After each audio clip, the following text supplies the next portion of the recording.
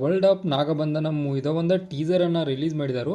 ಬಹಳಷ್ಟು impressive teaser ಅಂತೇಳಿ ನನಗನಿಸ್ತು. ಕಾರಣ ಇದ್ರೊಳಗಿರುವಂಥ ಸೀನ್ಗಳ ಪ್ರತಿಯೊಂದು ಸೀನ್ಗಳು ಬೇರೆ ಬೇರೆ ಆ್ಯಂಗಲ್ ನಾವು ನೋಡ್ತೇವೆ. ಅಂದ್ರೆ ಒಂದು ಮೂವಿ ಅಂದ್ರೆ ಕಂಪ್ಲೀಟಾಗಿ ಇಡೀ ಮೂವಿ ಬೇರೆ ಬೇರೆ ಸೀನ್ಗಳು ಏನದಲ್ಲ ಆ ಇಡೀ ಸೀನ್ಗಳನ್ನು ಆಯ್ಕೆ ಮಾಡಿ ಒಂದು ಟೀಸರ್ ರೂಪದಾಗ ಬಿಟ್ಟರು. ಟೀಸರ್ ಅನ್ನೋಕ್ಕಿಂತ ಇದಕ್ಕೆ ಟ್ರೈಲರ್ ಅಂದರೂ ಬೆಟರ. ಆ ರೀತಿ ಒಳಗೆ ಭಾಳಷ್ಟು ಡೀಟೇಲಿಂಗ್ ಇತ್ತು. ಡೀಟೇಲಿಂಗ್ ಅಂದ್ರೆ ಒಂದು ಸ್ಟೋರಿ ಲೈನ್ ಎದ್ರ ಬಗ್ಗೆ ಐತಿ ಅಂತೇಳಿ ಪರ್ಫೆಕ್ಟಾಗಿ ತೋರಿಸುವಂಥದ್ದಲ್ಲ, ಬಟ್ ಒಂದು ಸ್ಟೋರಿ ಒಳಗೆ ಏನೇನು ಇರ್ತೈತಿ ಅನ್ನುವಂಥ ಒಂದಷ್ಟು ಥಿಂಗ್ಗಳನ್ನು ಡೆಫಿನೆಟಾಗಿ ತೋರಿಸುವಂಥ ಒಂದು ಟೀಸರ್ ಇದಾಗಿತ್ತು. ಅಂದ್ರೆ 2 ನಿಮಿಷ ಒಂದು 30 ಸೆಕೆಂಡ್ಗಿಂತ ಹೆಚ್ಚಿನ ಒಂದು ಟೀಸರ್ ಇದಾಗಿತ್ತು. ಆನಂತರ ಇದ್ರೊಳಗೆ ಅಭಿನಯ 1 ನಂಬರ ಅಂದ್ರೆ ಟಾಪ್ ಕ್ಲಾಸ್ ಒಳಗಿತ್ತು. ಈ ಮೂವಿಯನ್ನು ರಿಟರ್ನ್ ಮತ್ತು ಡೈರೆಕ್ಟ್ ಮಾಡಿದ್ದ ಅಭಿಷೇಕ್ ನಮ ಅವರ. ಆನಂತರ ಮೂವಿಯನ್ನು ಒಂದು ಮೂವಿ ಒಳಗೆ ಸ್ಟಾರಿಂಗ್ ರೋಲ್ ಹೋಗಿರೋರು ಯಾರಪ್ಪ ಅಂದ್ರೆ ವಿರಾಟ್ ಕರ್ಣ ಅವರ.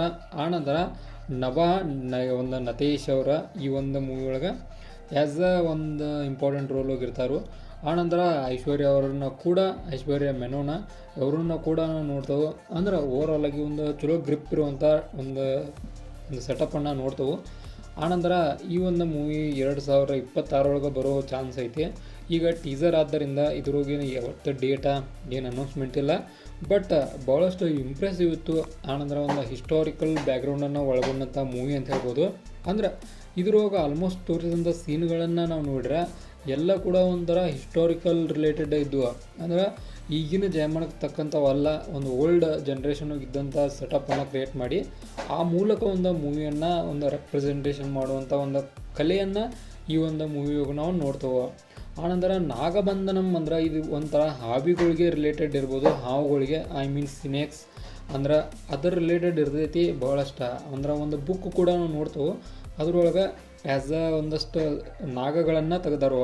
ಅಂದ್ರೆ ನಾಗಗಳಿಗೂ ರಿಲೇಟೆಡ್ಡ ಅಥವಾ ನಾಗ ಲೋಕಕ್ಕೆ ರಿಲೇಟೆಡ್ಡ ಈ ರೀತಿ ಕಾನ್ಸೆಪ್ಟ್ ಕೂಡ ಈ ಒಂದು ಮೂವಿ ಒಳಗೆ ಭಾಳಷ್ಟು ಇರ್ತೈತಿ.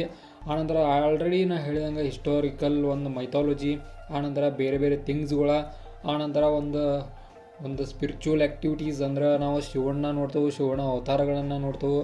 ಈ ರೀತಿ ಥಿಂಗ್ಗಳನ್ನು ಭಾಳಷ್ಟು ಈ ಒಂದು ಮೂವಿಯಾಗ ನಾವು ನೋಡ್ತೇವೆ. ಆನಂತರ ಇದು ಮಾತ್ರ ಭಾಳಷ್ಟು ಇಂಪ್ರೆಸಿವ್ ಐತಿ. ಬಟ್ ಇಂಪ್ರೆಸಿವ್ ಅನ್ನೋದಕ್ಕಿಂತ ಭಾಳಷ್ಟು ಎಕ್ಸೈಟ್ಮೆಂಟ್ ಆಗಿದ್ನಿ ಈ ಒಂದು ಟೀಸರ್ ನೋಡೋಕೆ ಮುಂದೆ. ಆನಂತರ ಬ್ಯಾಕ್ಗ್ರೌಂಡ್ ಮ್ಯೂಸಿಕ್ ಬಗ್ಗೆ ಅಂತ ಹೇಳೋದಲ್ಲ, ಟಾಪ್ ಕ್ಲಾಸ್ ಒಳಗಿತ್ತು. ಯಾರೇ ಎಡಿಟ್ ಮಾಡಿರಲಿ, ಯಾರೇ ಏನೋ ಮಾಡಿರಲಿ, ಬ್ಯಾಕ್ಗ್ರೌಂಡ್ ಮ್ಯೂಸಿಕ್ ಮಾತ್ರ ಬೆಂಕಿ ಲೆವೆಲ್ ಒಳಗಿತ್ತು. ಅದು ಕೂಡ ನನಗೆ ಭಾಳಷ್ಟು ಇಂಪ್ರೆಸಿವ್ ಅನ್ನಿಸ್ತು.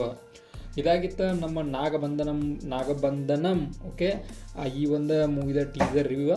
ಇದೇ ಥರ ಇನ್ಫಾರ್ಮೇಟಿವ್ ವಿಡಿಯೋಗಳು ಬೇಕಾದ್ರೆ ಚಾನಲ್ ಸಬ್ಸ್ಕ್ರೈಬ್ ಮಾಡ್ಕೊರಿ. ವಿಡಿಯೋ ಇನ್ಫಾರ್ಮೇಟಿವ್ ಆದ್ರೆ ಲೈಕ್ ಕೊಟ್ಟು ಹೋಗ್ರಿ.